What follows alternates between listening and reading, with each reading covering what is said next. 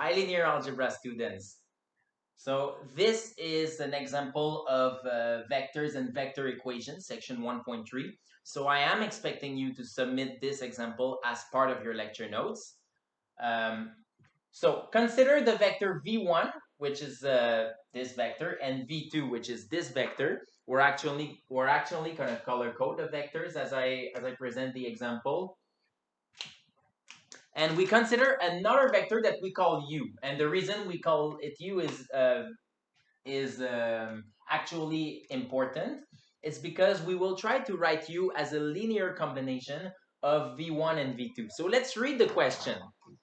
Is u in the span of v1 and v2? If so, express u as a linear combination. If not, explain why not. We also have two sub-questions to answer. How many vectors are in the set v1, v2? And how many vectors are in the span of v1 and v2? Let's get going. Before we start, a reminder about what is the span. So, reminder.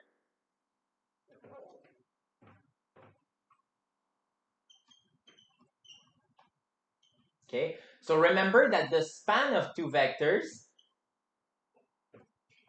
okay, is the set of all linear combinations of v1 and v2. So as a result, so you can deduce from there that u will be in the span. U will be in the span of v1, v2 if u is a linear combination of v1, v2.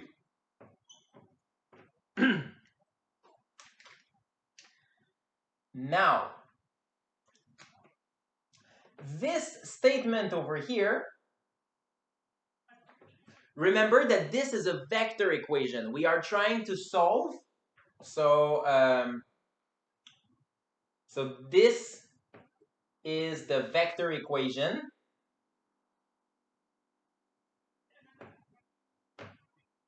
And now I will start my color coding. x1, v1 plus x2, v2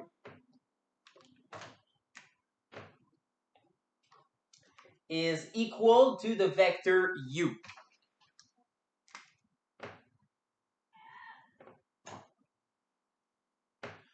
So this is just a reminder. A vector equation is an equation in which we are trying to express a vector, in this case u, as a linear combination of other vectors. So the solutions of these equations are actually the weight. And something else that you should remember is that it's equivalent to the following augmented matrix. It's equivalent to the matrix made of the columns v1, v2, and u.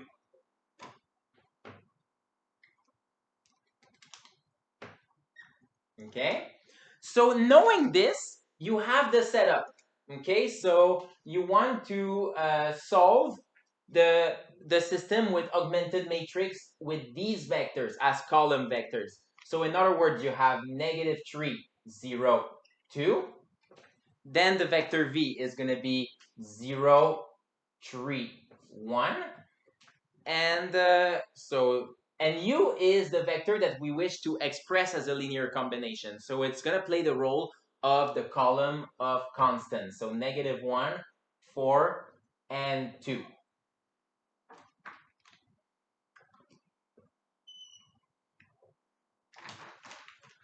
Okay, from there, you need to row reduce.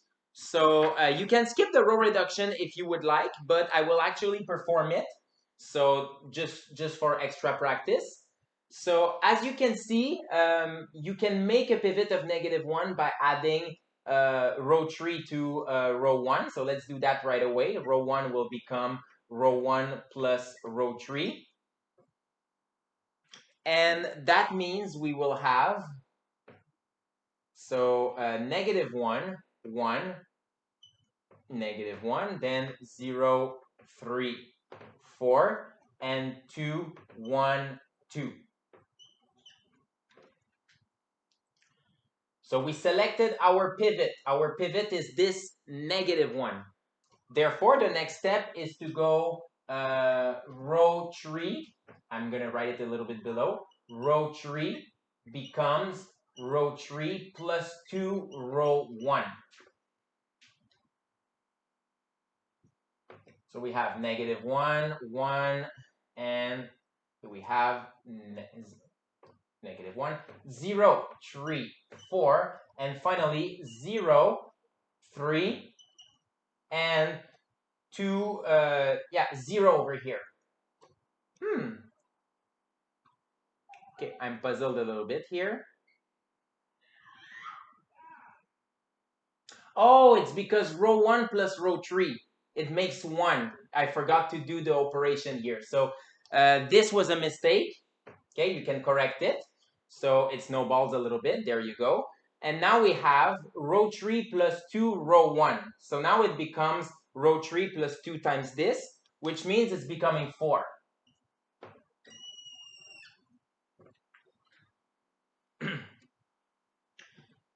So you have your pivot in the first column. Now you need a pivot in the second column. They're both multiples of 3, so you can choose this pivot right here. And as such, we will do row 3 becomes row 3 minus row 2. And I'm gonna erase this part, and we're gonna finish the problem there.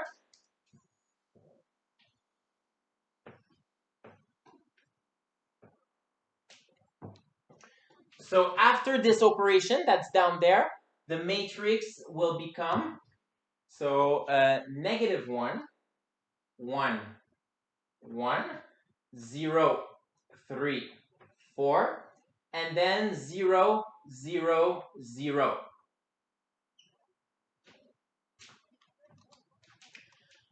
Okay, after that, okay, the system turns out to be consistent. So it's the end of the forward phase.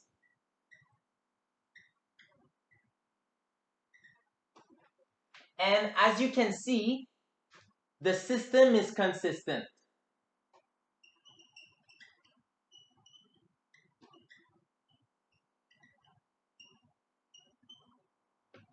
For this reason, we know right away that u is in the span. So the vector u is in the span of v1 and v2.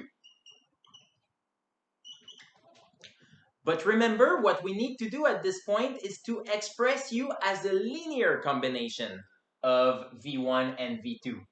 So it means that we need to proceed to the backward phase. Let's actually write that down to find the LC. Proceed to backward phase.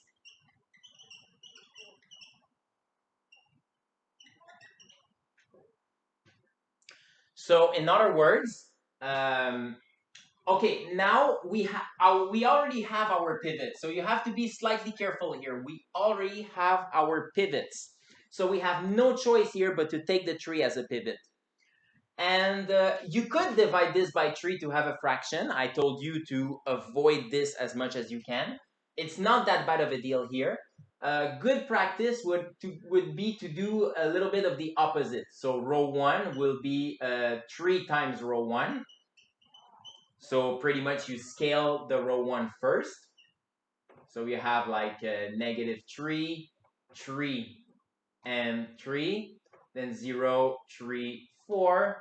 Then 0, 0, 0.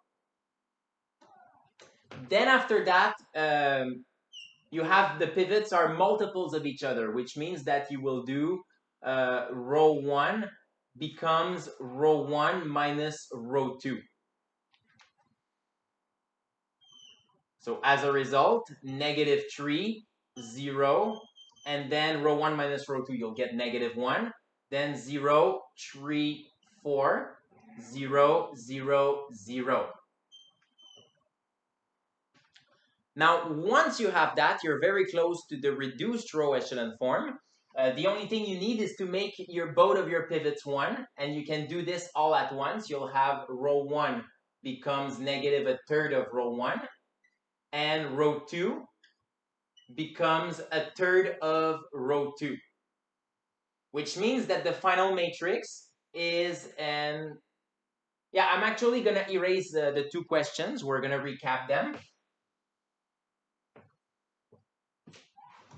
So the matrix you get here is 1, 0, negative a third, then 0, 1, 4/3, 0, 0, 0.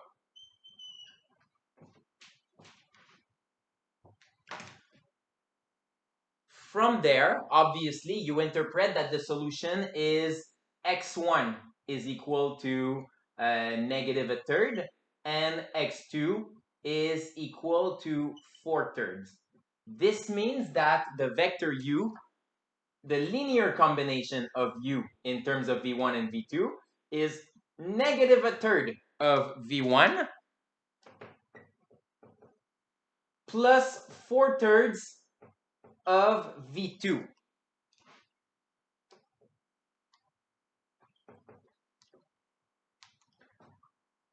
So there's 2 parts in your final answer. One part is the linear combination, but you also had to say that yes, u is in the span, because u is a linear combination of v1 and v2 to begin with.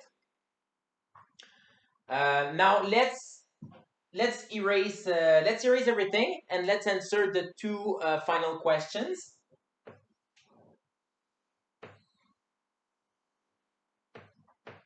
Okay. So question 2, I won't rewrite it. I will just write like the full answer. If you consider just the set v1, v2 without writing span in front, there are just 2 vectors in it. In other words, v1 and v2 themselves. So the set v1, v2 has only 2 vectors. So what I mean by this is v1 and v2 themselves.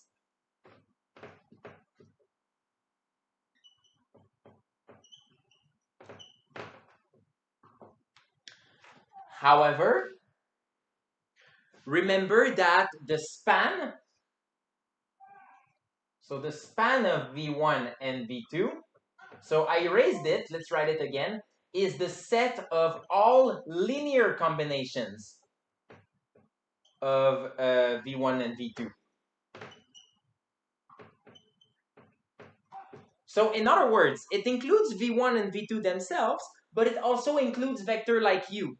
And if you want to imagine any number in front of v1 and v2, it will be in the span of v1 and v2. This means that there are infinitely many vectors in the span of v1, v2. There are infinitely many vectors in span v1, v2. All right, so obviously the answers. So 2 vectors is the answer for the first question, and infinitely many vectors is the answer to the third question. All right, I hope this helped, and see you the next week, actually.